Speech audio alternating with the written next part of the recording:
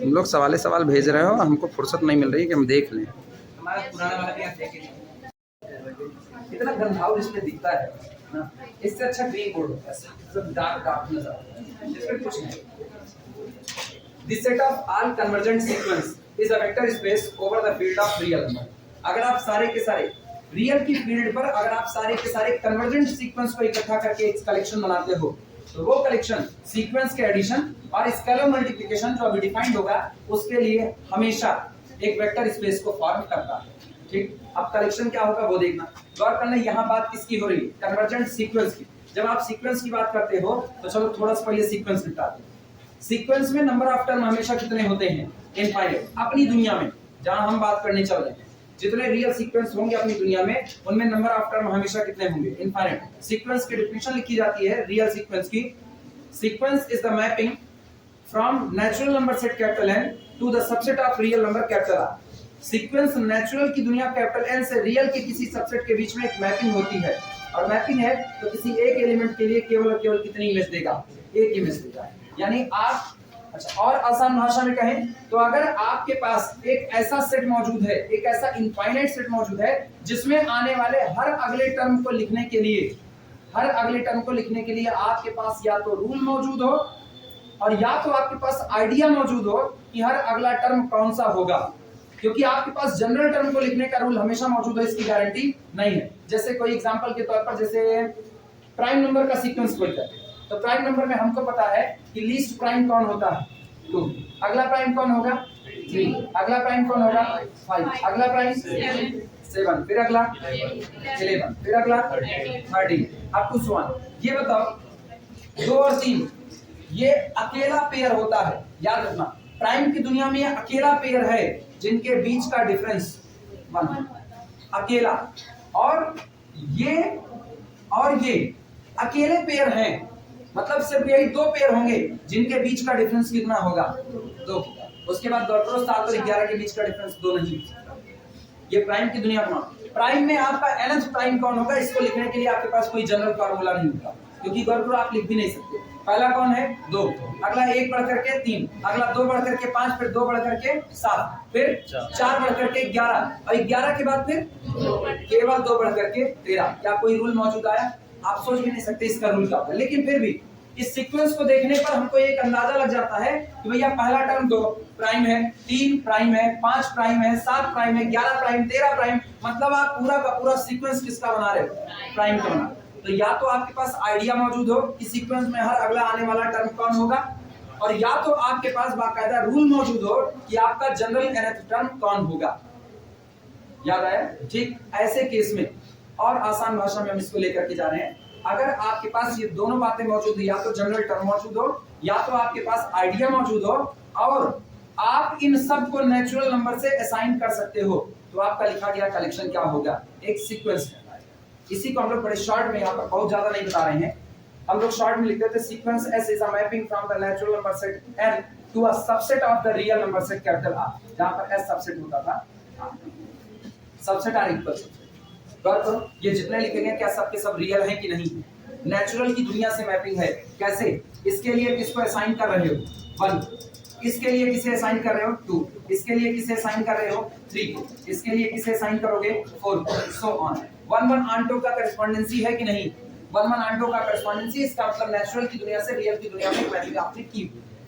Clear हुई ये बात? आओ सीक्वेंस का अलजेब्रा बता रहे हैं, उसके बाद ये सब शुरुआत करते हैं। पहले ये सब जानना जरूरी है। अच्छा, कोई सीक्वेंस कन्वर्जेंट कब कहलाता है? अगर आप लिमिट अप्लाई करो as limit n tending to the infinity. n tending to the infinity का मतलब है कि आपका सीक्वेंस चलते चलते कहां जा रहा है? सीक्वेंस के टर्म जितना ज्यादा से ज्यादा होगा उतना nth टर्म अगर किसी l पर रुक जाए जा करके, और l कैसा बना रहे? फाइनाइट बना रहे, तो आपका सीक्वेंस कैसा कहलाएगा? कन्वर्जेंट सीक्वेंस कहलाएगा, जिसकी लिमिट कितनी होगी? L होगी। ये याद रखना, किसी भी सीक्वेंस की लिमिट हमेशा यूनिक होती है। एक सीक्वेंस एक से ज्यादा लिमिट पर कन्वर्ज नहीं कर सकता। सब बीएससी फर्स्ट ईयर की बात है, इधर हम कुछ नहीं लिखेंगे, पहले बता रहा ना, इधर हम केवल इसको मुंह से बोलेंगे और तुमको पुराना वाला रिकॉल करना होगा। कोई दिया गया सीक्वेंस कन्वर्जेंट होता है अगर सीक्वेंस की आप लिमिट निकालो, यानी nth टर्म को फाइंड आउट करके उसके ऊपर लिमिट को अप्लाई करो, और वो लिमिट फाइनाइट आए, फाइनाइट आने के साथ साथ लिमिट कैसी आए, यूनिक आए, तो आपका सीक्वेंस कैसा कहलाएगा, कन्वर्जेंट कहलाएगा। जैसे अगर हम एक सीक्वेंस की बात करें,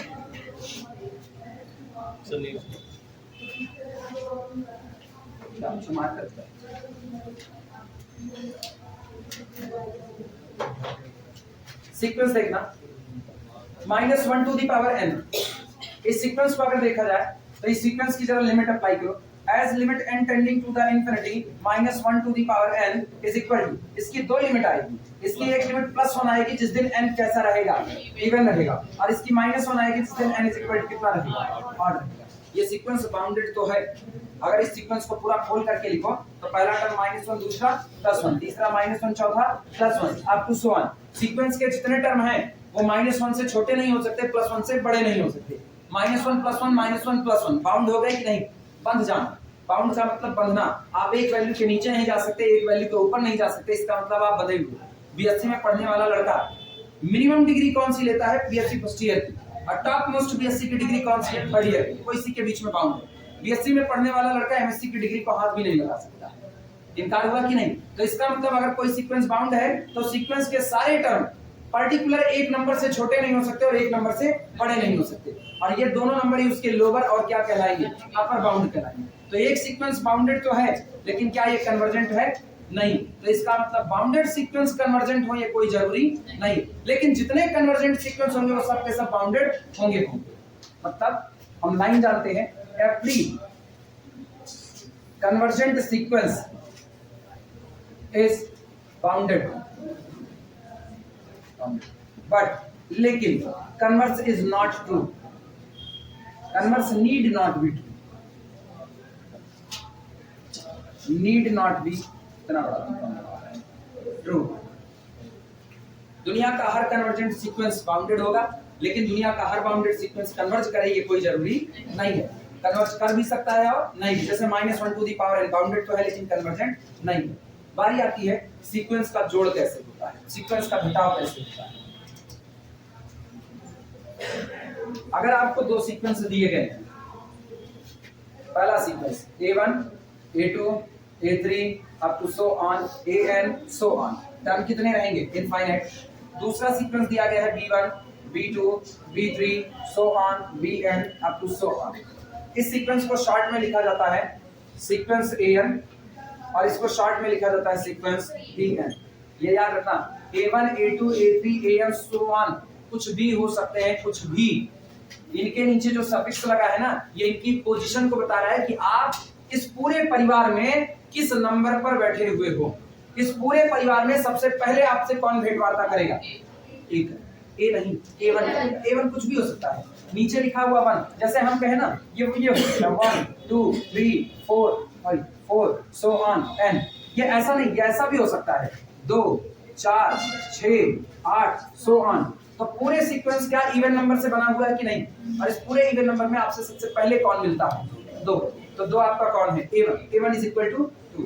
दूसरा मेंबर कौन आता है, 4 आता है, तो A2 इज इक्वल टू 4। तीसरा मेंबर कौन मिलेगा, 6। अच्छा, अगर हम इसको ऐसा कर दें, प्लॉट करना 1 1 1 1 सो ऑन 1। मुझको रूल पता है कि इस सीक्वेंस में जितने मेंबर हैं वो सब के सब कौन होंगे, 1 होंगे। कांस्टेंट सीक्वेंस बदल ही नहीं रहा, अपने आप को एक जगह पर रोक लिया। पहला टर्म जो हमको दे दोगे हम उसी से संतुष्ट हैं, मेरे सारे टर्म उसी से बनाए जा सकते हैं। तो हर एक टर्म 1 1 1 हो गया, सारे टर्म 2 2 2 हो गए, 3 3 3 हो गए, पूरा का पूरा सीक्वेंस कांस्टेंट सीक्वेंस कहलाता। और दुनिया का हर कांस्टेंट सीक्वेंस हमेशा कन्वर्जेंट होता है, दुनिया का हर कांस्टेंट सीक्वेंस कन्वर्जेंट होता है। रीजन, उसकी लिमिट भी निकालने जाओगे, उसका nth टर्म कौन है, 1, या nth टर्म अगर आप कहो कांस्टेंट है तो क्या है, c, उसकी लिमिट भी कितनी है, c है। इसका मतलब आज पहले कौन मिला, 1, दूसरे में कौन मिला, 1, तीसरे में कौन मिला, 1, हर जगह 1। सेट और सीक्वेंस के बीच का सबसे बड़ा फर्क यही है, सेट में रिपीटेशन अलाउड नहीं होता है, सीक्वेंस में रिपीटेशन अलाउड होता है। अगर किसी सीक्वेंस के लिए, किसी सीक्वेंस में जितने नंबर ऑफ टर्म आते हैं, किसी सीक्वेंस में जितने नंबर ऑफ टर्म आते हैं उनमें से आप डिफरेंट टर्म को इकट्ठा कर लो, वो सीक्वेंस की रेंज कहलाता है। डिफरेंट, जैसे अगर हमको इसकी रेंज बतानी हो तो हम क्या करेंगे, इसमें से डिफरेंट टर्म को इकट्ठा कर लेंगे। कितने डिफरेंट टर्म हैं, केवल अकेला 1 आएगा बस खाली, इसके अलावा तो कोई आएगा नहीं। तो सोचो सीक्वेंस कितना है, इनफाइनाइट। सीक्वेंस का ऑर्डर कोई मांगे ना तो इनफाइनाइट ऑर्डर है। ऑर्डर का मतलब है कितने नंबर ऑफ एलिमेंट आपके सीक्वेंस में प्रेजेंट है, इनफाइनाइट। ऑर्डर कितना है, इनफाइनाइट। लेकिन इसका रेंज सेट कैसा होगा, फाइनाइट, तो सिंगलटन 1 होगा। अगर किसी सीक्वेंस की रेंज इनफाइनाइट आ गई तो सीक्वेंस रेंज इनफाइनाइट आ गई तो ऐसे में सीक्वेंस में ऑलरेडी कुछ कहने की जरूरत नहीं, वो इनफाइनाइट होता ही कि कुछ कह सकते हैं। क्लियर है ये बातें, कितनी बात समझ में आई? ये पुराना बीएससी फर्स्ट ईयर का रिकॉर्ड है। अब इनका जोड़ना सीखो। दो सीक्वेंस को अगर आपको जोड़ना है, आपको कुछ नहीं करना है, दोनों सीक्वेंस का जोड़ एक नया सीक्वेंस बनता है जो इनके करस्पॉन्डिंग एलिमेंट को जोड़ने से आता है। जैसे a1 प्लस कितना, पहला टर्म a1 प्लस b1, दूसरा टर्म कौन होगा a2 प्लस b2, तीसरा टर्म कौन होगा a3 प्लस b3। तो इन शॉर्ट ना हम ये सब क्यों लिखें, हम सीधे ना लिखें sequence an plus sequence bn is the new sequence, sequence an plus कितना b। हो गया कि नहीं? अच्छा, हमको डिफरेंस करना हो तो क्या, माइनस। प्रोडक्ट करना हो तो क्या, डिवाइडेशन जब करोगे ना तो एक रोक लगानी पड़ेगी कि आपका bn जो आपका जनरल टर्म है वो टेंडिंग टू जीरो नहीं होना चाहिए, क्योंकि वो जीरो हो गया ना तो जीरो से डिवीजन अनडिफाइंड हो जाएगा। क्लियर है? अब चलें आगे। अब तो ये बातें समझ में आ गई, हम सीक्वेंस को जोड़ेंगे कैसे, घटाएंगे कैसे। अच्छा, किसी सीक्वेंस में जब आप किसी नंबर से मल्टीप्लाई करते हो, वो भी आज ही सुन लो। जैसे हमने इसमें ना लैम्डा से मल्टीप्लाई किया, तो सीक्वेंस में जितने टर्म पड़े हुए हैं सब पर किसका मल्टीप्लाई हो जाएगा, लैम्डा का मल्टीप्लाई। क्लियर है? क्या एन टपल के जैसा व्यवहार नहीं है? बस एन टपल में लोग फाइनाइट होते थे, यहाँ लोग कितने हो गए, इनफाइनाइट। बाकी सेम टू सेम है। तो जब आप एन टपल प्रूफ कर सकते हो ना तो ये भी प्रूफ कर सकते हो। चलो शुरुआत करते हैं।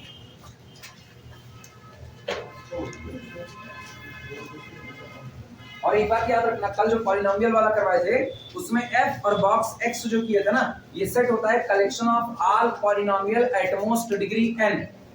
तो कोई वहां पर जो हम डॉट डॉट लगा दी ना उससे कंफ्यूज मत होना कि वो इनफाइनाइट, पॉलिनोमियल में टर्म इनफाइनाइट नहीं डालोगे। पॉलिनोमियल में एक डिग्री होती है जो कि फाइनाइट डिग्री होती है, तो इसका मतलब पॉलिनोमियल में आप हमेशा एट मोस्ट डिग्री कितने तक की बात करोगे, n तक। किसी को कंफ्यूजन होने की बात आए तो उसको n डिग्री पर रोक देगा और कह देगा this is the collection of all polynomial at most degree n है। हम पढ़ाते वक्त भी बताए हुए थे, ठीक है? तो इसलिए गड़बड़ी ना करना उसमें, या हम अभी लिखा देंगे थोड़ी देर के बाद।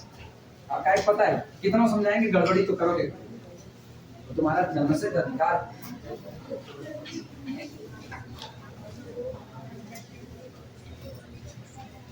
लिखना प्रूफ, आओ प्रूफ लिखते हैं। ऐसे लिखना, let capital V is equal to collection of sequence an where yeah such that limit n tending to the infinity an is equal to finite। बस कन्वर्जेंट कहना ना, आप लिमिट को फाइनाइट कह दो, काम खत्म होता है। माना कैपिटल V कलेक्शन है किसका, सीक्वेंस an का, और ऐसे सीक्वेंस का कलेक्शन है जो कैसे होते हैं, कन्वर्जेंट। ठीक, that is capital V is the collection of all convergent sequences. That is capital V is collection of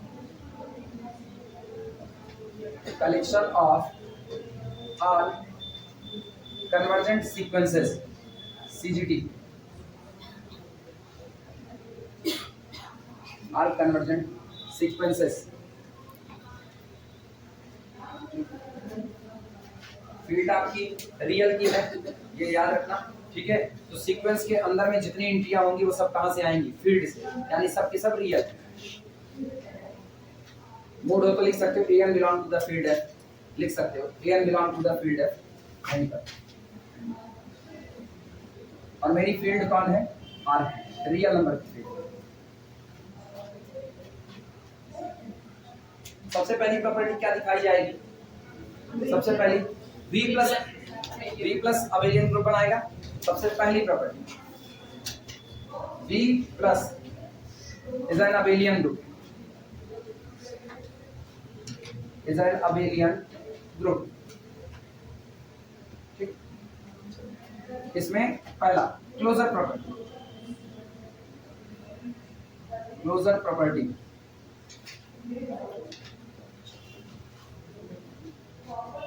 alpha comma beta belong to the capital B implies that alpha plus beta also belong to the capital B. लिखना let vector alpha is equal to, दिखाएंगे ऐसे ही क्योंकि अपने को यही बात याद रखनी है कि हम वेक्टर स्पेस पढ़ते हैं। लेट वेक्टर अल्फा, ये बताओ कलेक्शन तुमने किसका माना है? सीक्वेंस का। तो ये जो वेक्टर अल्फा होगा ये भी कौन होगा? सीक्वेंस होगा कि नहीं होगा? Sequence an vector beta is equal to sequence bn both belong to the capital B। तय हो गया? अच्छा ये बताओ, अगर तुमने ये कहा कि अल्फा वाला सीक्वेंस भी कैपिटल B का है, दूसरा सीक्वेंस भी B का है, तो B तो कह चुका है मेरे पास जो भी आएगा वो कैसा होगा? कन्वर्जेंट होगा। अरे रियल से छोड़ो, वो तो सब इंट्री रियल है ना। वो कह चुका है मेरे पास जो भी सीक्वेंस आएगा वो सब का सब कैसा होगा? कन्वर्जेंट। तो वो भी और ये भी दोनों कन्वर्जेंट होंगे कि नहीं? इसका मतलब limit n tending to the infinity an is equal to कितना? फाइनाइट और and limit n tending to the infinity bn also is equal to कितना? फाइनाइट। दोनों के दोनों फाइनाइट होंगे बिकॉज़ दोनों कन्वर्जेंट हैं। दो कन्वर्जेंट सीक्वेंस का सम भी कन्वर्जेंट होता है, ये बात हम लोग बीएससी फर्स्ट ईयर में पढ़े हुए थे, याद आया? फिर भी अगर हम यहां पर दिखाना चाहें तो ऐसे दिखाएंगे। नाउ सीक्वेंस ना alpha plus beta, now alpha plus beta is equal to sequence, बोले थे nth टर्म दोनों का क्या करें? ऐड करें। कितना होगा? an plus bn। क्या यही होगा? एंड इसकी लिमिट निकालो, limit n tending to the infinity an plus bn। सबको पता है लिमिट कैसे अप्लाई होती है? डिस्ट्रीब्यूट होकर बराबर कितना आएगा? Limit n tending to the infinity an और plus limit n tending to the infinity bn। अब ये बताओ ये लिमिट कैसी? फाइनाइट। ये कैसा? Finite. Finite plus finite again finite. और जिस सीक्वेंस को आपने नया डिजाइन किया अल्फा प्लस बीटा वाला, इसकी लिमिट फाइनाइट है, तो ये भी कैसा हो गया? कन्वर्जेंट हो गया। कन्वर्जेंट है, और जैसे ही सीक्वेंस कन्वर्ज किया तो इसका मतलब तुरंत हम लिख सकते हैं this implies that alpha plus beta belong to the capital B। Closure property board note कर।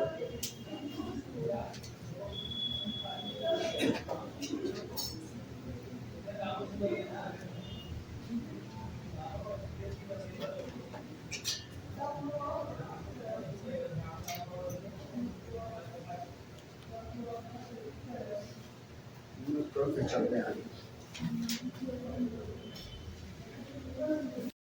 आज चलो शुरुआत करते हैं। अरे वो 1.5 टन दूसरा आधा किलो कौन सा ऐसी आएगा? दूसरे वाले में एसोसिएटिविटी हेडिंग डाल देना।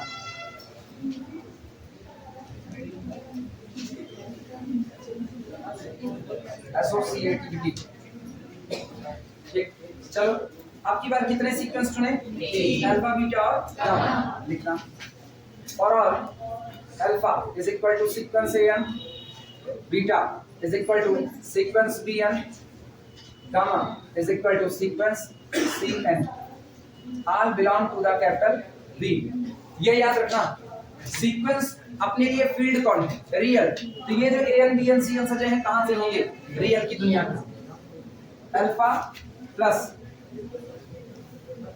Beta plus gamma is equal to, alpha को तो एज इट इज an रहने दो, लेकिन सबको पता है वो कौन है। ये दोनों ऐड करो, बीटा प्लस गामा, सीक्वेंस कितना? bn प्लस कितना हुआ? लिखा जा सकता है। अच्छा अब इन तीनों को ऐड करो, तो तीनों को ऐड करोगे तो कितना मिलेगा? A new sequence an plus bn plus कितना? cn, यही होगा। और ये बताओ an bn cn रियल की दुनिया के हैं, उधर ये एसोसिएटिव होते हैं, तो क्या अब एसोसिएटिविटी को फॉलो नहीं करेंगे? अब पर भी करेंगे, यानी अब इन दो का पेयर कर लो। तो this is equal to sequence an plus bn और प्लस कितना? cn इज इक्वल टू, फिर तोड़ करके लिखो, सीक्वेंस an प्लस कितना? bn और प्लस बाहर ले लिया सीक्वेंस cn और ये मेरे पास है। अब तो हम सीधे लिख सकते हैं, तोड़ करके अलग अलग लिखे, sequence a n plus sequence b n एक पैकेट में और बाहर सीक्वेंस सी एन। इसका मतलब हम सीधे सीधे लिख सकते हैं vector alpha plus vector beta और बाहर प्लस वेक्टर गामा। लो यहां से चले वहां पहुंचे एसोसिएटिविटी को।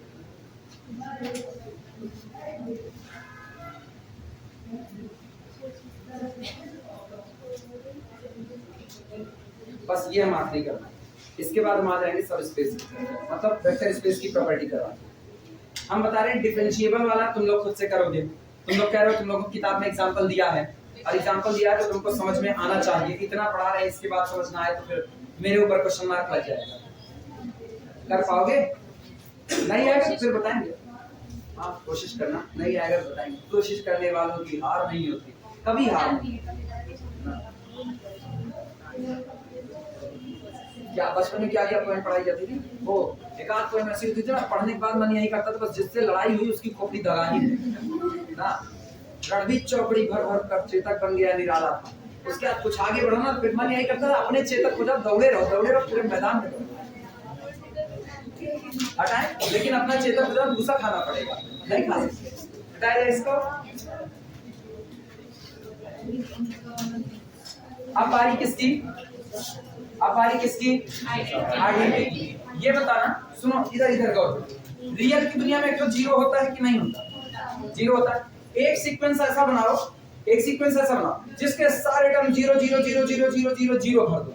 क्या ये सीक्वेंस कांस्टेंट सीक्वेंस है कि नहीं? और दुनिया का हर कांस्टेंट सीक्वेंस कैसा होता है? कन्वर्जेंट होता है। तो ये भी V में बिलोंग करेगा कि नहीं? यानी तय बात है V के पास एक सीक्वेंस जिसकी सारी की सारी एंट्री क्या है? 0 0 0 है, सारे टर्म 0 हैं, वो मौजूद है। क्योंकि ये टर्म, ये सीक्वेंस कैसा होगा? कन्वर्जेंट। अगर हमको ये ना पता होता, गौर करना, अगर हमको ये ना पता होता कि every constant sequence is convergent तो हम 0 पा तो जाते, लेकिन 0 V में बिलोंग करेगा इसकी गारंटी ना दे पाते।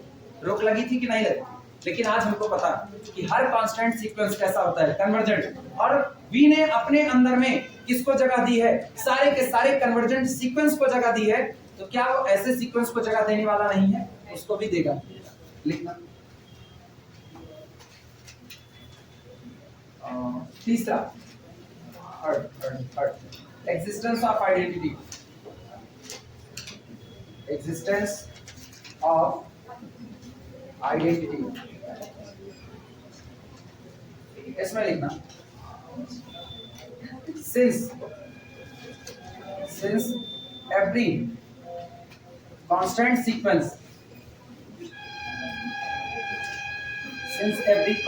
sequence सीक्वेंस ए, बस ऐसे लिख देना, ऐसे ए एन वन कुछ नहीं लिखेंगे। जो कांस्टेंट सीक्वेंस होता है ना उसके लिए जनरल टर्म भी कौन होगा? ए। ये गौर करना, ए ए ए ए सो ऑन। तो nth टर्म भी इसका कौन होता है? ए। इसमें a1 a2 करोगे ना तो बवाल हो जाएगा, तब तुम खुद ही कंफ्यूज रहोगे। अच्छा a1 a2 डिफरेंट हो जाता तो, a1 a2 सेम होता, a3 डिफरेंट हो जाता तो, ऐसा कुछ नहीं होगा। जब आप कहते हो कांस्टेंट सीक्वेंस ना, तो कांस्टेंट का मतलब उसके सारे के सारे टर्म आपस में कैसे होंगे? एक बराबर। तो a1 बराबर a2 बराबर a3 बराबर a4 बराबर a5 सो ऑन बराबर an बराबर सो ऑन, और सबको मान लिया कितना? a बराबर 2 भर दो पूरे में। कांस्टेंट सीक्वेंस है कि नहीं? कहां कन्वर्ज करेगा?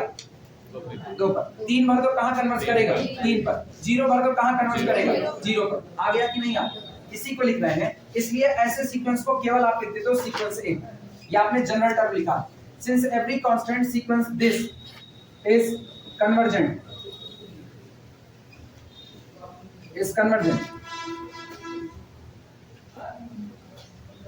so belong in capital B या exist in capital B, so exist in capital B। ये मेरा बेस थ्योरी है।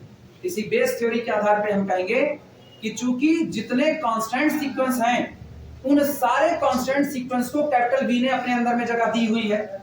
तो जब कैपिटल V सारे कांस्टेंट सीक्वेंस को अपने अंदर में जगह दिया है तो कैपिटल V इनको भी जगह देने से इनकार नहीं कर सकता है, क्योंकि ये भी कौन है? Constant sequence. क्लियर हुआ? सो इसलिए देयर एग्जिस्ट कांस्टेंट सीक्वेंस 0, बस ऐसे लिख देना। लेकिन इसका मतलब है कि कुल कितने टर्म हैं? इनफाइनाइट। और सब कितने हैं? 0। Also belong to the capital V such that for all alpha is equal to sequence an belong to the capital B. The sequence an plus this sequence 0 is equal to sequence an plus 0 is equal to कितना आएगा बोलो? Sequence an और बराबर अभी ये कौन है? अभी ये कौन है? Right identity. अब किधर कर देंगे? Left identity. तो चाहो तो एक लाइन में लिख दो सीक्वेंस 0 प्लस सीक्वेंस a, क्योंकि ग्रुप थ्योरी में ऑलरेडी ना लेफ्ट राइट का भेद जान चुके हैं।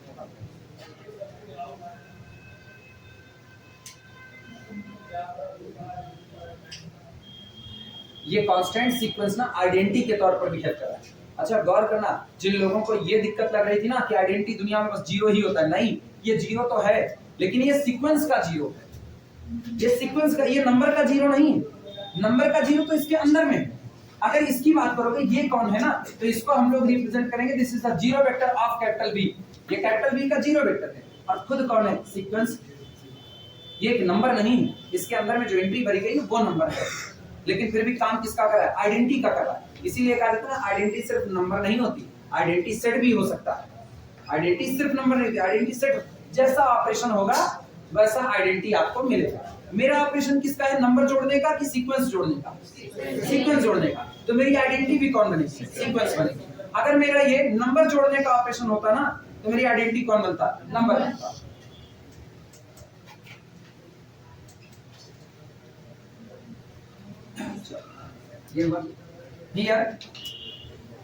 Here sequence 0 is identity with respect to addition in capital B। अच्छा क्या अभी भी किसी को ये यूजुअल एडिशन नजर आ रहा है? ये किसका एडिशन हो रहा है? सीक्वेंस का। बाहर जब ये साइन लगता है, सोचो जब ये साइन बाहर लगता है तो सीक्वेंस एडिशन करता है, और कंपोजिशन में जब ये अंदर आता है तो एलिमेंट का एडिशन करता है, नंबर का एडिशन करता है। अंतर आ रहा है ना दोनों का, कि बाहर किस तरीके से बिहेव है, अंदर कैसा बिहेव है। इसको बोलते हैं ट्रांसफॉर्म करना, एक जगह से दूसरी जगह पर बदलाव। टीचर वही होता है जब क्लास में होता है तो तुमको पेपर देता है, जब क्लास में पढ़ा रहा है तो तुमको पढ़ा रहा है, और वही टीचर जब एग्जाम में गाइड करता है तुम्हारा ही टीचर, तुम्ही को पढ़ाया हुआ लेकिन बताएगा कुछ नहीं। ऑपरेशन ही बदल चुका है उसके। जो बता देते हैं वो लड़कों के बीच में बड़े फेमस होते हैं, जो बता देते हैं आकर के ना, अरे इसमें ऐसे कैसे करते ना, नहीं गलत है, इसको एक काम करो ना, इधर वाले को माइनस करके प्लस कर दो, ऐसे इधर देखते रहे, अब बता देंगे इसको इधर करके प्लस कर दो ना। वो लड़कों के बीच में खूब फेमस हो जाते हैं। बाद में पता चलता है ना कि वो इधर तो आपको पास करा दिए, बकाये में आप फिर आदत डाल लिए ना, आप जो भी टीचर खड़ा होगा आप उससे एक कहोगे सर जी थोड़ा सा बता दीजिए, थोड़ा सा, तब फिर गए काम से। स्टूडेंट लाइफ में सबको ऐसे टीचर बड़े अच्छे लगते हैं जो थोड़ा पोलाइटली बिहेव करते हैं और आपकी बड़ी हेल्प कर देते हैं। वास्तविकता में अगर कोई ऐसी हेल्प कर रहा है एग्जाम हॉल में आपको बताने की, मान के चलो मेरी अपनी बॉडी में उससे ज्यादा निकृष्ट आदमी कोई नहीं। वास्तविकता, क्योंकि आपको ये मेहनत क्लासरूम में करवानी थी स्टूडेंट से और खुद भी करनी थी, तो आपको ना एग्जाम हॉल में मेहनत ना करनी पड़ी। लेकिन फिर ना एक आता है मानवता वाला पक्ष आता है। मानवता वाला पक्ष कहता है कि एक लड़का पढ़ने में बहुत अच्छा है, एक स्टूडेंट है, कोई लड़का है कोई लड़की है, वो पढ़ने में बहुत अच्छा है, आपको पता है पर्सनली कि वो पढ़ने में अच्छा है, और उसके साथ कोई ट्रेजेडी हो जाती है कि उसको थोड़ा सा आते वक्त जैसे चोट वोट लग गई कहीं पर, वो हड़बड़ाहट में आया, हड़बड़ाहट में, और उसको ये लग रहा है कि बस यही एक पेपर है जिसमें गड़बड़ होने वाला। तो मानवता का पक्ष फिर ये कहता है ना कि स्टूडेंट तो यार अच्छा है, इसके साथ इतना भी बुरा नहीं होना चाहिए, ठीक है थोड़ी मदद कर दो, लेकिन ये तो बोर्ड में छपा देना। इसीलिए कहते हैं ना आदमी अपने हिसाब से अपना डोमेन तय करता है सब। खैर अब इनवर्स की बात करते हैं, हम लोग भी किसी में टहल रहे हैं। Existence of inverse, existence of inverse, सोच के जवाब देना। एक सीक्वेंस बनाया, सीक्वेंस में एंट्री भर दी an, रियल की दुनिया का मेंबर है कि नहीं, मेरी फील्ड कौन है, रियल, तो इसका मतलब तय बात है an belong to the field f, और फील्ड f में एडिशन के लिए इसका इनवर्स कौन होगा, -a, क्योंकि दोनों के जुड़ने पे कितना आएगा, 0 आएगा। तो इसका मतलब अगर आपका सीक्वेंस ये है ना, तो आप केवल एक काम करो, धीमे से इसमें माइनस का, हर एक एंट्री पर माइनस का क्या कर दो, मल्टीप्लाई, मतलब मल्टीप्लाई भी छोड़ो, आप केवल एक काम करो, एन फील्ड से है तो उसी फील्ड में जा करके इसका इनवर्स उठा लो। कौन सा inverse? Additive inverse, minus n उठा लो और उस माइनस एन से एक सीक्वेंस बना लो। वो सीक्वेंस आपके द्वारा पाए गए सीक्वेंस का हमेशा क्या होगा? इनवर्स, क्योंकि दोनों के जोड़ने पर वही आइडेंटिटी मिलेगी जो अभी थोड़ी देर पहले निकाली। क्लियर हुआ? लिखना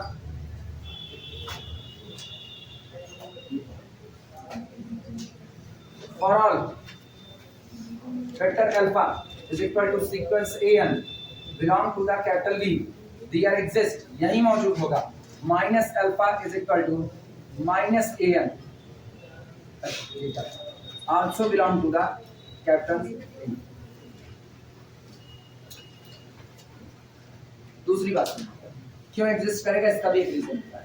कैपिटल B के अंदर किसी सीक्वेंस का इनवर्स तभी एग्जिस्ट कर सकता है ना जब ये इनवर्स भी कन्वर्जेंट है। जो आपने बनाया है ना ये माइनस अल्फा, ये भी क्या हो? कन्वर्जेंट। अब याद करो, हम लोग बीएससी फर्स्ट ईयर में रूल पढ़े थे कि अगर मेरा limit of the sequence an converge करता है किस पर? l पर, तो जो माइनस an है वो कन्वर्ज करेगा किस पर? माइनस। l फाइनाइट है तो माइनस l भी कैसा होगा? फाइनाइट होगा। तय हो गया कि नहीं? और अगर वो कन्वर्जेंट है तो दुनिया के सारे कन्वर्जेंट सीक्वेंस को कौन अपने अंदर में जगह दिया है? Capital V। तो ये भी V के अंदर होगा कि नहीं? क्लियर हुआ? ये बात दिमाग में रखे रहना, आप जिस भी सीक्वेंस को एग्जिस्ट करा रहे हो कैपिटल V के अंदर में, वो अनायास नहीं आएगा। भले वो अपनी एंट्री कहां से रखे? फील्ड से। फील्ड आपकी कौन है? रियल। भले वो सारी एंट्री रियल रखे, लेकिन सारी एंट्री रियल रखने के बाद भी वो कैपिटल V का हिस्सा बनेगा, इसकी गारंटी नहीं है। जैसे एग्जांपल के तौर पर देखना, हम एंट्री रियल भरे 1 2 3 4 5 सो ऑन, सारी एंट्री रियल है कि नहीं है? लेकिन क्या ये सीक्वेंस कन्वर्जेंट है? तो ये सीक्वेंस जब कन्वर्जेंट रहेगा कभी भी कैपिटल V का हिस्सा नहीं हो पाएगा, जबकि एंट्री इसने रियल रखी। इसीलिए एंट्री रियल भरने के साथ साथ ये भी जरूरी है कि आपका सीक्वेंस कैसा रहे? कन्वर्जेंट बना। एंट्री रियल रखे और कन्वर्जेंट हो, दो प्रॉपर्टी पूरी करेगा तो आपका सीक्वेंस किसका मेंबर होगा?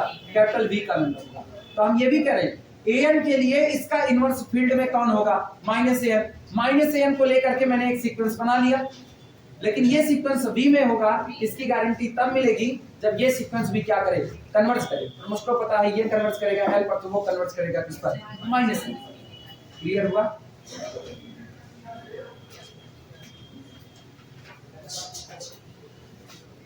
अब इसका reason for all alpha is equal to sequence an belong to the capital V, there exist minus alpha is equal to minus an belong to the capital V। ठीक, since क्यों करेगा? इसका मतलब since, क्योंकि an belong to the l, पहली बात implies that minus an also belong to the capital L। पहली बात तो हमने ये कही an आपने कहां से चुना? फील्ड से। तो इसका नेगेटिव मतलब इसका एडिटिव इनवर्स माइनस an वो भी किस में होगा? फील्ड में होगा। As F is field also, इसके साथ limit n tending to the infinity an is equal to l finite implies that अगर इस सीक्वेंस की लिमिट l है जो कि फाइनाइट है, तो इसका मतलब हुआ कि limit n tending to the infinity minus an is equal to minus l again कैसा हुआ? फाइनाइट। दैट इज अर्थात sequence minus an is convergent. आपके द्वारा चुना गया सीक्वेंस माइनस an भी कैसा हुआ? कन्वर्जेंट। और मुझको ना कन्वर्जेंट का ही किस्सा डील भी करना।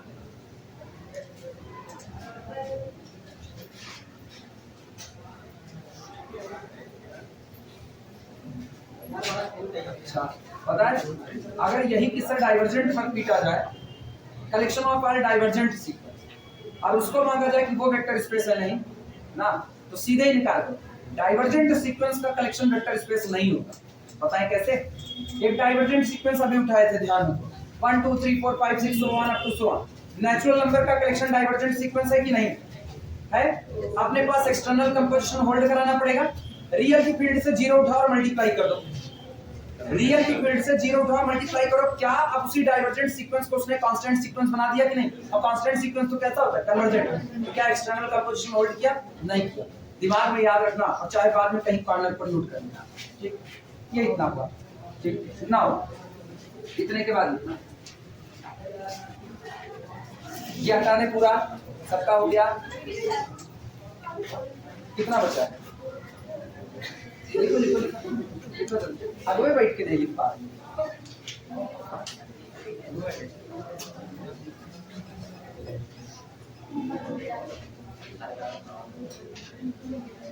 हो गया?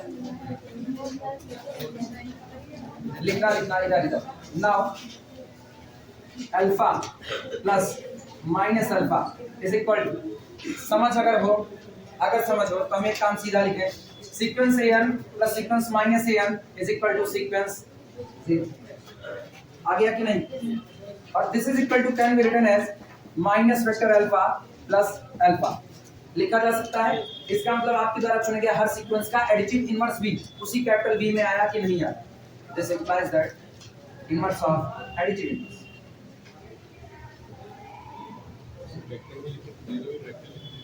हाँ सब वेक्टर लिखें, जीरो भी वेक्टर नहीं, अगर ये पूरा लिखूं ना पूरा तो इसको लिख देना हाँ, जीरो वही पूरा।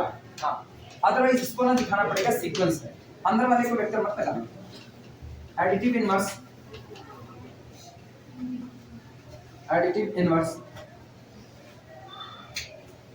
exist for each member of capital B। मेरे द्वारा चुने गए सिर्फ कैपिटल B के हर मेंबर का एडिटिव इनवर्स भी मौजूद होता है। अगला काम कौन सा? कम्यूटेटिविटी। ये बड़ा थकाऊ वाला ना, एक एक प्रॉपर्टी लेकर के चलते रहो करना। तो क्लिप सिर दिए हो पहले बार गिनती ना करो कितना पड़ रहा है, सब चलेगा। हो गया हो तो ये हटाया जाए, पहले हो जाए तब।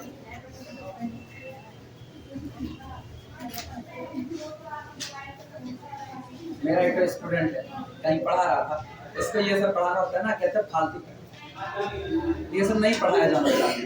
हम कहते तुम्हारे हिसाब से ना बीएससी पूरा कोर्स में फालतू, बीएससी डिग्री में फालतू, एडमिशन लो डिग्री लो हट जाओ, कहने को होगा जिंदगी भर बीएससी की। उसको ये कठिन लगता है, ये मतलब ये डिफरेंशियल इक्वेशन फुल कठिन लगता है और गैर डिग्री कॉलेज पढ़ाने के, ये सोचने की बात है।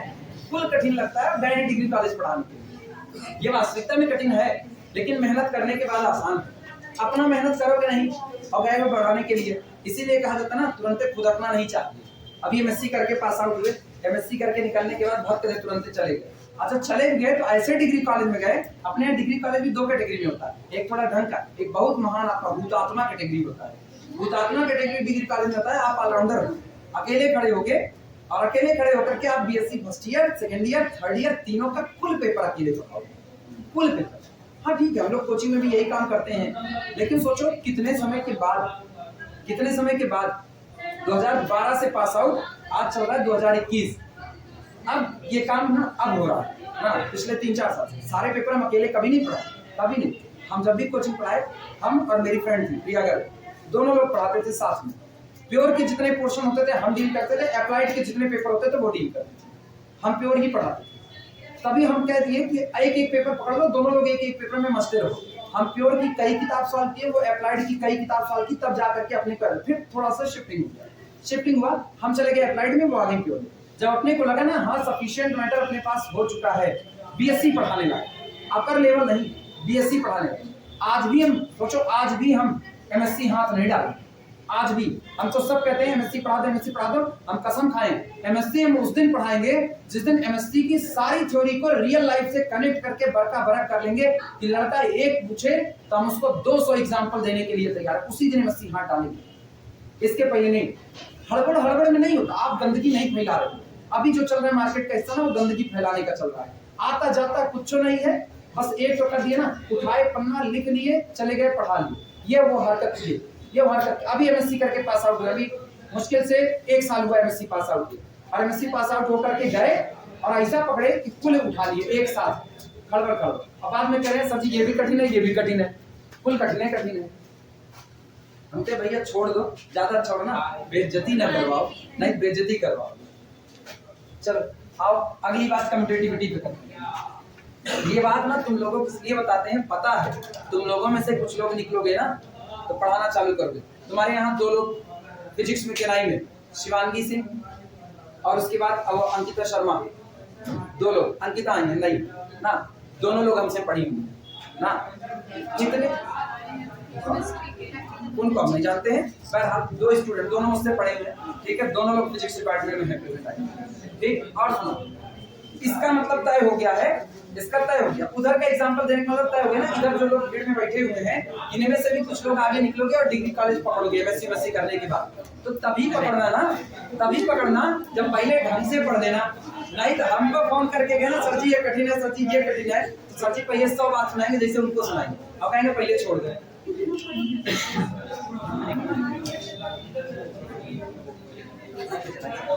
और पांचवे कम्पिटिटिविटी,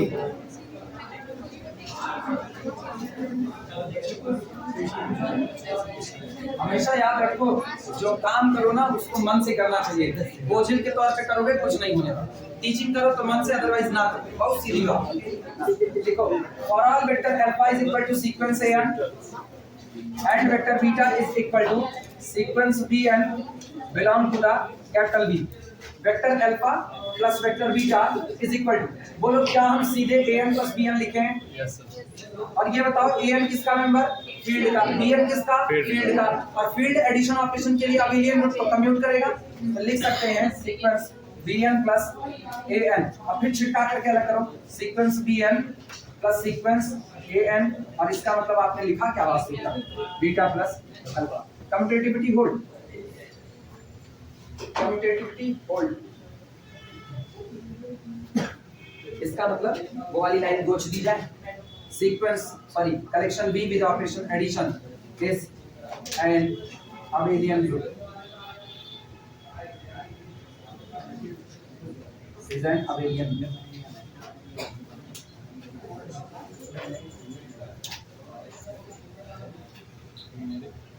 गणपत थे पहली बार एमएससी आया 2017 में, गणपत में जेएन सर का एमएससी पढ़ाने, हम सीधे इनकार किए, सीधे एचओडी को इनकार किए, सीधे हमने सर एमएससी नहीं पढ़ाने के, हम खुद एमएससी पास आउट हैं और हम ही एमएससी वालों को पढ़ाएं, ये तो अंधेर नगरी चौपट राजा वाला, फिर भी उसके बाद फिर कहे ना, तब फिर पेपर कौन सा लिए?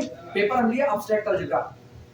जब एकदम बोल्डली कहना चालू किया तो आप एचओडी को सीधे इनकार नहीं कर सकते, ये उसके बाद भी बोल्डली कहे, तो हम पेपर लिए एब्स्ट्रैक्ट अलजेब्रा, इसलिए लिए ना क्योंकि हम कॉन्टेम्परेरी एब्स्ट्रैक्ट अलजेब्रा जोसेफ ए गैलियन पूरी सॉल्व कर चुके थे तब तक, और पूरी सॉल्व कर चुके थे तो ये पता था अलजेब्रा में अपने क्वालिटी दे दी, तो अलजेब्रा लिए, उसके अलावा नहीं लिए, मेजर थ्योरी नहीं लिए, measure theory tough branch, measure theory tough, और मेजर थ्योरी की समझ, मेजर थ्योरी का पेपर हमेशा वो पढ़ाए, मेजर छोड़ो यार, कोई भी पेपर हमेशा वही पढ़ाना चाहिए उसी आदमी को ना जिसको वो भरका भरक हो और जो उसमें लड़कों को थ्योरी को खूब अच्छे से समझा सके और न्यूमेरिकल अप्रोच के, यही असलियत यही होती है।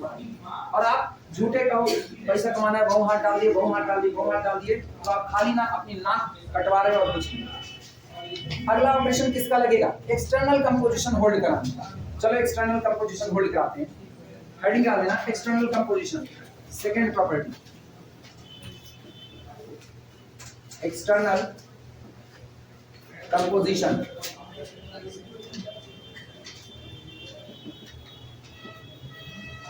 एक मेंबर कहां से आएगा? फील्ड से, तो फील्ड से हम लेते हैं for all lambda belong to the field F, sorry field में मेरी कौन है? Real, for all lambda belong to the real number से capital R, and for all alpha is equal to sequence an belong to the capital B. Lambda into vector alpha is equal to lambda into vector alpha is equal to lambda into our sequence an, और sequence an में lambda का multiply होने का मतलब है sequence के हर एक term पर आप किसका मल्टीप्लाई करो? लैम्डा का, मतलब lambda a1, lambda a2, lambda a3 so on lambda an, तो अप टू सो ऑन, तो क्या इसको हम लोग लैम्डा an लिख सकते हैं कि नहीं लिख सकते? क्लियर है? अब सुनना, अभी हम इसको कैपिटल V में नहीं ले जा रहे, इसको कैपिटल V में ले जाएंगे तब जब हम ये गारंटी दे रहे हैं कि भैया ये सीक्वेंस भी कन्वर्जेंट होगा। जो नया बना है कौन सा? लैम्डा अल्फा भी अगर कन्वर्जेंट हो गया तो इसका मतलब बाहर से कौन आया? फील्ड से लैम्डा आया, घर का मेंबर कौन था? अल्फा, दोनों ने ऑपरेट किया, कांस्टेंट सॉरी कन्वर्जेंट सीक्वेंस बनाया, और कन्वर्जेंट सीक्वेंस किसमें है? डी में। ये बताना अल्फा भी का है, अल्फा भी का है। अब ऐसे लिखेंगे since alpha belong to the capital B this implies that, इसका मतलब हुआ कि अल्फा सीक्वेंस पक्का कन्वर्जेंट रहा होगा, यानी limit n tending to the infinity an is equal to कितना l, और ये l कैसा हुआ फाइनाइट। एक बार अब एक काम करो, लैम्डा l की लिमिट अपने को पता है, अगर नियम याद हो तो, this implies that limit n tending to the infinity lambda an is equal to, lambda बाहर आता था क्योंकि लैम्डा पर तो n काम कर नहीं रहा, लिमिट काम कर रही है n पर और लैम्डा के साथ n वगैरह जुड़ा नहीं है, तो बाहर आया लैम्डा और अंदर बना limit n tending to the infinity an is equal to lambda into कितना, ये बताओ l कैसी क्वांटिटी, लैम्डा कैसी क्वांटिटी फाइनाइट, तो लैम्डा l भी कैसा फाइनाइट, अगेन फाइनाइट। इसका मतलब जो आपने लैम्डा अल्फा बनाया, लैम्डा अल्फा वो कन्वर्जेंट सीक्वेंस है कि नहीं, और दुनिया का हर कन्वर्जेंट सीक्वेंस किसके पास है, V के पास है, यानी यहां लिखते हैं दिस इंप्लाइज दैट, यहां लिखते हैं एक line, lambda alpha is CGT convergent, this implies that lambda alpha belong to the capital H। External composition board, जब तक इतना गीता दोहन नहीं दिखाओगे ना तब तक सीधे नहीं लिख सकते, याद रखना।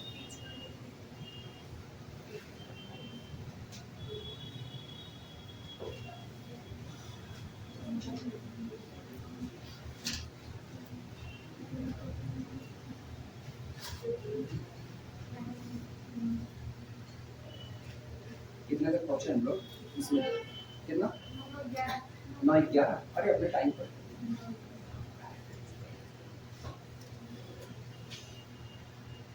आज घर जाना डिफरेंशिएबल वाला लेकिन लिख लेना, पढ़ना समझ आएगा तो लिख लेना, नहीं समझ आएगा तब हम बताएंगे फिर।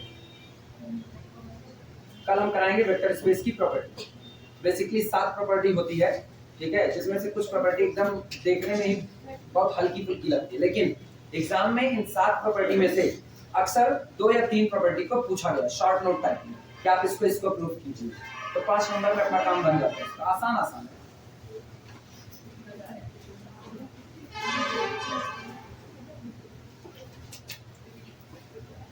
हो जाए तो बताना, कुछ लोग अभी भी लिख रहे हैं।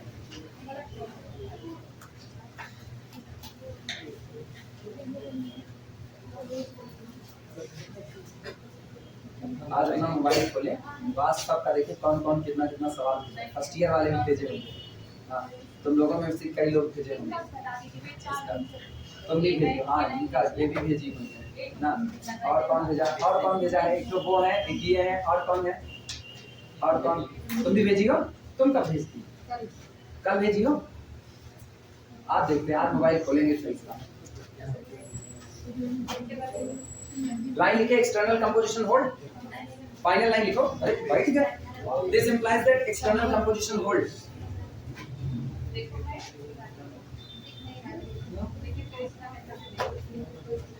और सुनो ये, हाँ एक चीज तो अभी भूल ही गए, एक मेन चीज, डिफरेंशियल इक्वेशन एक हफ्ता हो गया ना नहीं चला है, एक हफ्ता 2 हफ्ता हो गया, अब महीना बनना बता दो बच्चे, दीपावली छुट्टी हम काहे जोड़े, दीपावली छुट्टी तुम लोग लिए थे, हम थोड़ी ना दिए थे ना, दीपावली छुट्टी नहीं जोड़े। सुनो डिफरेंशियल इक्वेशन में कहां तक हुआ है लास्ट, इंटीग्रेटिंग फैक्टर वाला, लीनियर वाला चल रहा है, लीनियर डिफरेंशियल इक्वेशन किसमें, नहीं वो होमोजेनियस था, reducible to homogeneous, reducible to homogeneous हो गया, इंटीग्रेटिंग फैक्टर वाले में क्या, बस ठीक है जान लो। सुनो जितना पीछे पढ़ाए हुए हैं उसको सरसरी तौर से दोहरा लें, संडे को चलेगी क्लास, संडे का एक्स्ट्रा क्लास लेंगे ना तो उसे डिफरेंशियल, नहीं हम तुमको ये नहीं बताएंगे हम डिफरेंशियल इक्वेशन पढ़ाएंगे क्या, हम दोनों पढ़ा सकते हैं, ये मान तुम दोनों कॉपी लेकर के आओगे, लीनियर अलजेब्रा भी और डिफरेंशियल इक्वेशन भी, और ये याद रखना संडे जो भी क्लास चलेगी उसकी रिकॉर्डिंग में, चाहे वो लीनियर अलजेब्रा चले चाहे वो डिफरेंशियल इक्वेशन चले, रिकॉर्डिंग नहीं होगी, अब जान रहे ना, हम कह देंगे रिकॉर्डिंग होगी, और अगर हमने ये छूट दे दी रिकॉर्डिंग होगी तो कई लोग फिर घर पे एकदम आराम से गोड़ हाथ फैला के पसर जाओगे, नहीं आपको नहीं जाना। आओ तीसरे पर,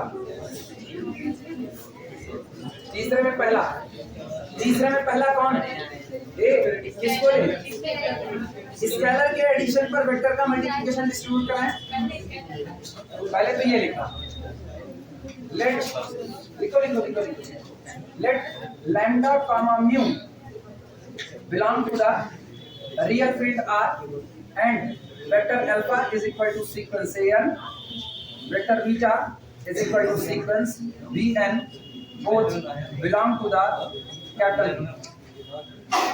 चलो शुरू करो। पहला lambda plus mu into vector alpha is equal to lambda plus mu into vector alpha का मतलब सीक्वेंस AL। अब तो हम लोग एक्सटर्नल कंपोजिशन डिफाइन किए, लैम्डा प्लस म्यू को अंदर भेज दिया जाए, लैम्डा प्लस म्यू अंदर जाएगा तो ये बनेगा ब्रैकेट में लैम्डा प्लस म्यू इनटू कितना AN। अच्छा सोच के जवाब देना, लैम्डा किसका मेंबर, म्यू किसका, AN किसका, और फील्ड में left distributive as well as right distributive hold होता है। अभी किधर से डिस्ट्रीब्यूट हो रहा है, इधर राइट होता है। ये ऐसे ही ना, हम गए इंदिरा गांधी आई हॉस्पिटल में एक बार दिखाने के लिए, डॉक्टर बदल रहे थे कि देखिए कौन सा डॉक्टर मेरी आंख की रोशनी ला सकता है। शुरू जब चोट लगी, एक्सपेरिमेंटल होता है ना, तो गए इंदिरा गांधी आई हॉस्पिटल, वो कह रहे हैं अपनी लेफ्ट आई बंद कीजिए, कहीं अपनी लेफ्ट आई बंद कीजिए। ठीक, अब हम अपने बबलू भैया के साथ गए थे, हम उनकी बात सुन रहे हैं, हमें ध्यान रहे लेफ्ट आई बंद कीजिए, वो बोल रहे हैं लेफ्ट आई बंद कीजिए, हम क्या किए राइट वाली जिसमें चोट लगी वही बंद कर लिए। एक्चुअली उनको इसमें चेक करना था कि रोशनी है कि नहीं है, टॉर्च वॉर्च जला करके, तो इसको बंद कराना था, इसको देखते हैं लेफ्ट के लिए भाई राइट कौन सी होती है, लेफ्ट कौन सी होती है, हमको कौन होता है। कहीं हम गजब पागल आया है। Lambda into AN plus mu into AN।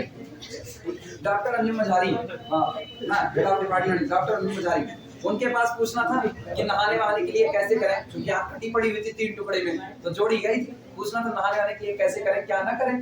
तो वो जितना हो अपना इधर बैठे हुए जितना हो कहें बात पूछ लीजिए, बात पूछ लीजिए, मेरे मन निकला जब कोई घर में जगह तो लगी काट रहे आए। दिस इज इक्वल टू क्या फिर दो हिस्से में करें। अच्छा दो हिस्से में करें तो ये बात तो सबको समझ आ रही है कि पहला सीक्वेंस क्या बनेगा, लैम्डा AN प्लस दूसरा कौन बनेगा म्यू AN। और क्या यहाँ से लैम्डा को बाहर खींचा जा सकता है, लैम्डा को बाहर लिखें तो अंदर सीक्वेंस AN का मतलब कौन है ये, और इधर म्यू को बाहर निकालो तो कौन है। सोचो हुआ क्या, वेक्टर का मल्टीप्लिकेशन डिस्ट्रीब्यूट हो गया स्केलर के एडिशन, होल्ड हुआ ये भी नोट कर, बस नीचे नाम वाम नहीं लिखे, नाम अब तुमको याद होना चाहिए, इतनी बार बोले हैं याद होना चाहिए। क्या हुआ है, कौन डिस्ट्रीब्यूट हुआ है, वेक्टर किस पर डिस्ट्रीब्यूट हुआ है, स्केलर के एडिशन।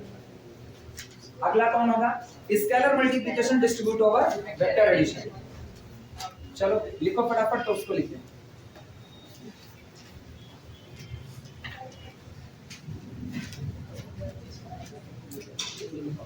हो जाएगा सबका तो बताना, हम इंतजार कर रहे हैं।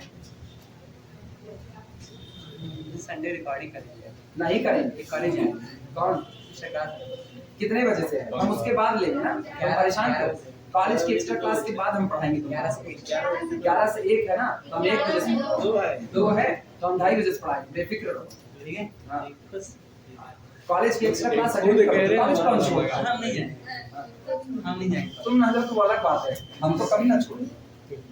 हटाएं, हो गया सबका।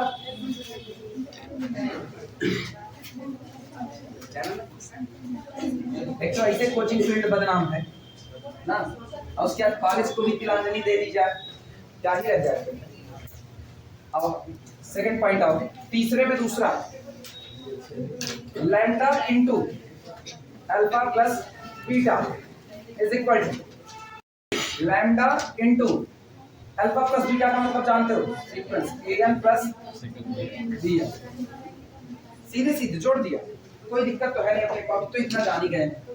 This is equal to lambda अंदर लेकर के जाओ, लैम्डा इनटू AN प्लस कितना BN, फिर वही बात आती है, AN किसका मेंबर, फील्ड का, BN किसका मेंबर, फील्ड का, लैम्डा किसका मेंबर, फील्ड का, और फील्ड में left distributive as well as right. अभी किधर है, लेफ्ट फिर right. This is equal to left side से डिस्ट्रीब्यूट करो, lambda AN plus lambda BN, और फिर सीक्वेंस को दो हिस्से में तोड़ दो, पहला सीक्वेंस आएगा लैम्डा AN और दूसरा सीक्वेंस आएगा लैम्डा BN। इसका मतलब this is equal to lambda बाहर, सीक्वेंस AN को क्या वेक्टर अल्फा लिख दिया जाए, फिर लैम्डा बाहर, उसको क्या लिखेंगे? Vector v। स्केलर का multiplication distribute over vector addition. अगला कौन होगा? अगला याद दिलाओ। अगला A B into alpha is equal to A bracket में बी अल्फा, और इसके बाद एक बचता है 1 वाला। ठीक, 1 वाला भी होगा ही वो। हाँ, कितना लंबा न्यूमेरिकल होता है इसका।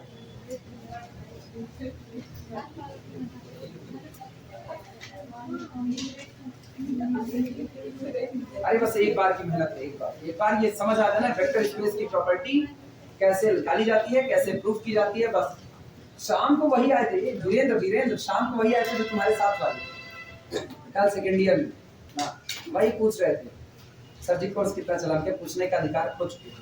जब हिमेश रेशमिया तरह भरत दिखलाजा वाले थे वो, एक बार आए एक बार नहीं, तो फिर कहाँ से? हटा दें हो गया सबका। नहीं, हमको सच में हमको ऐसे लोगों से बड़ी चिढ़ होती है जो लोग कहीं कांस्टेंट नहीं होते। हाँ, कंसिस्टेंसी जिसके अंदर ना रहे वो पढ़ाई किस बात की कर रहा है। अच्छा, गणित का स्टूडेंट और कंसिस्टेंसी ना रखे, ये सबसे ताज्जुब वाली बात है। तुम लोगों में जो किशमिश सारे तरह बीच में गायब होते हैं ना, मैंने याद चढ़े थर्ड ईयर में इनको मार करके बुलाएंगे अगर थर्ड ईयर कोई दिखाई दिया। जितने गैपिंग करने वाले थर्ड ईयर को मान के चलो, थर्ड ईयर को हम अपने इक्विवेलेंट मानते हैं। थर्ड ईयर मेरे इक्विवेलेंट है, भले मेरी एमएससी 2012 की है, तुम्हारी आप 2021 2022 में थर्ड ईयर का, लेकिन हम तुमको इक्विवेलेंट मानेंगे। बीएससी में सबसे सीनियर डिग्री लेने जा रहे हो और तुम्हारे अंदर कंसिस्टेंसी नाम की कोई चीज नहीं है, तो पढ़ने का अधिकार वो भी हमसे पढ़ने का अधिकार खो चुके। हम एक को दिन की गैपिंग अभी तक मारे फर्स्ट ईयर से, अभी तक एक को दिन की गैपिंग है ना। सेकंड ईयर में तुम लोग पढ़ो, जो लोग फर्स्ट ईयर से पढ़ रहे हैं ये लोग, अभी एक को दिन की ना, हम एक भी दिन गैपिंग नहीं किए हुए, एक दिन खाली। अब की बात मतलब 2012 के टीचिंग करियर की शुरुआत से लेकर के आज 2021 तक पहली बार था जब लॉकडाउन के बाद हम एक साल तक आर्ट दिखाने नहीं गए थे। उसके बाद हम आर्ट दिखाने गए तो जो इवनिंग वाली बैच थी, इवनिंग वाली बैच को बंद की एक दिन खाली, बस इतने में। और ना हम कॉलेज में कभी गैपिंग मारे, अपने टाइम जब पढ़ रहे थे तब भी मेरे नाम पे एब्सेंटी नहीं चढ़ी हुई है, ऑन रिकॉर्ड। और तब हम चाहते हैं ना कि जो मुझसे पढ़े वो भी कंसिस्टेंसी बरकरार रही, और जब नहीं रखेंगे ना, अभी सेकंड ईयर तक चलो ठीक है चल जाएगा, थर्ड ईयर में ना विपिन बोलेंगे ना मनीष बोलेंगे, यहीं से मार करके भगाएंगे। अगर थर्ड ईयर पढ़ेंगे कंसिस्टेंसी चाहिए। Lambda into mu into alpha, सुनो लैम्डा म्यू को एज इट इज अभी रहने देना, लैम्डा म्यू एक साथ, और सीक्वेंस कितना हो गया ए। लैम्डा म्यू एक कांस्टेंट है, रियल का है तो एक नंबर है, इस नंबर को सीधे अंदर भेज दो। This is equal to lambda mu और इनटू कितना एन। लेकिन मुझको पता है ये तीनों फील्ड के मेंबर हैं, और फील्ड का मतलब मल्टीप्लिकेशन के लिए एसोसिएटिविटी तो होल्ड करेगा पहले, क्योंकि अबेलियन बना रहा था, तो इसका मतलब एसोसिएटिविटी से इसको क्या लिखा जा सकता है, लैम्डा बाहर म्यू ए एन एक साथ हुआ। और अब एक काम करो, अब पूरे में से लैम्डा को खींचो बाहर, तो लैम्डा के बाहर आते ही सीक्वेंस के अंदर का हिस्सा देखना, सीक्वेंस के अंदर में क्या करो ना, म्यू इनटू ए एन, ऐसा क्लियर है। और इसके बाद अगर इतने तक पहुंच गए तो एक काम तो ये कर ही सकते हैं, this is equal to lambda और ब्रैकेट के अंदर में म्यू इनटू अल्फा, है कि नहीं। तो आखिरी कौन बचता है, और हमको पता है फील्ड किसकी है, रियल, तो इसका मतलब मल्टीप्लिकेटिव आइडेंटिटी 1 उसमें होगा।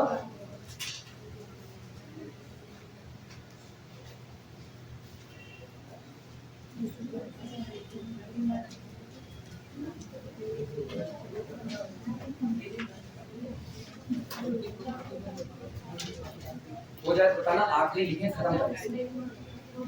जो लोग कर सकते हैं वो लोग लिख डाल, गोचने तो है, गोचना इधर बताओ कल हल्का करके इधर चले, इधर ये आ तो रहा होगा ना उसमें, इधर का आ रहा है। आखिरी चौथी property, clearly one belong to the our real field R, ठीक, such that जो इस प्रकार होगा कि 1 into vector alpha is equal to 1 into sequence an। अच्छा जरा 1 को अंदर भेजो, सीक्वेंस 1 into an, 1 फील्ड का an फील्ड का और इसका मतलब फील्ड में मल्टीप्लिकेटिव आइडेंटिटी भी कौन है, 1 है, तो मल्टीप्लाई करने से कोई फर्क नहीं पड़ेगा। This is equal to sequence an, और सीक्वेंस an का मतलब कौन हुआ, अल्फा। लो 1 into alpha is equal to alpha, सब खत्म। This implies that collection of v with operation addition and multiplication is a vector space, is a vector space. देखो भैया मेरी तरफ से ये हो गया एटमॉस्ट डिग्री। अच्छा एक काम करो, पॉलिनोमियल वाला ओपन करो, इसी समय वो भी सुधरवाएंगे, पहले ये कर लो तब पॉलिनोमियल वाला ओपन करो। सुधरवाने का मतलब है ना, हम तो बताते बताते बार बार कह रहे थे एटमॉस्ट डिग्री n का, तुम लोग समझ बैठो इनफाइनाइट तक, तो गड़बड़ा जाएगा। नहीं सुधार मत दीजिए, अपने को तुम्हारे ऊपर भरोसा ही नहीं है ना। गडरिया अपनी भेड़ों को पहचानता है, हमको पता है तुम्हें से कितने लोग गड़बड़ी बोले। सुनो एक कॉपी हमको दो, एक कॉपी हमें दो, एक तो कलम हमको दो। सुनो fx बराबर लिखा गया है collection of a0 plus a1x plus a2x square so on plus anx to the power n। क्या आगे डॉट डॉट डॉट लिखा गया है, नहीं लिखा गया है। Such that ai belong to the f, it is the collection of all polynomial whose coefficient from f and at most degree n। आगे बढ़ा दो, it is the collection of all polynomial whose coefficient from f and at most degree n।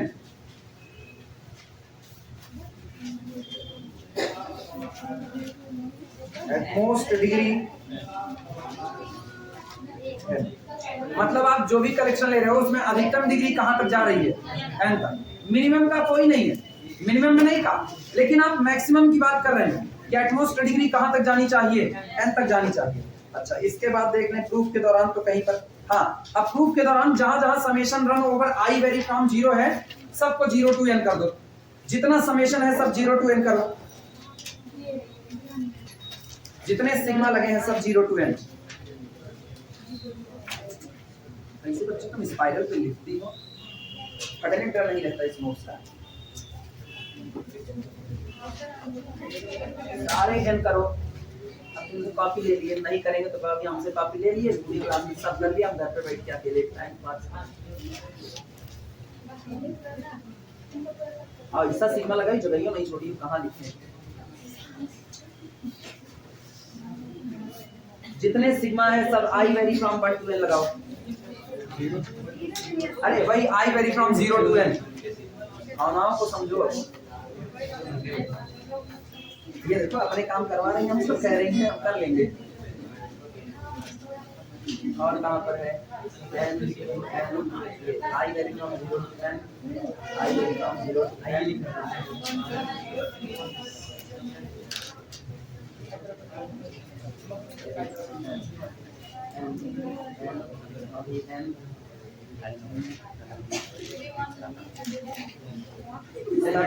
अरे 1 से नहीं, i very 0 to n, कोई 1 नहीं लिखेगा। हाँ इतना खतरनाक काम करोगे बाद में नोट्स तुम्हारी किसी के पास चली गई ना, देखेगा यही गलत सलत पढ़ते हो, ऐसे कौन पढ़ाता है।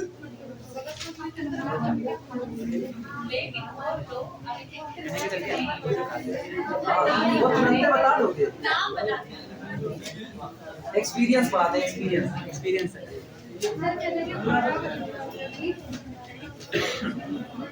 वीडियो रोक दो, बस मामला खत्म हो गया। वीडियो रोकना, मैं ये सब बातें जो उसमें रिकॉर्ड होती हैं।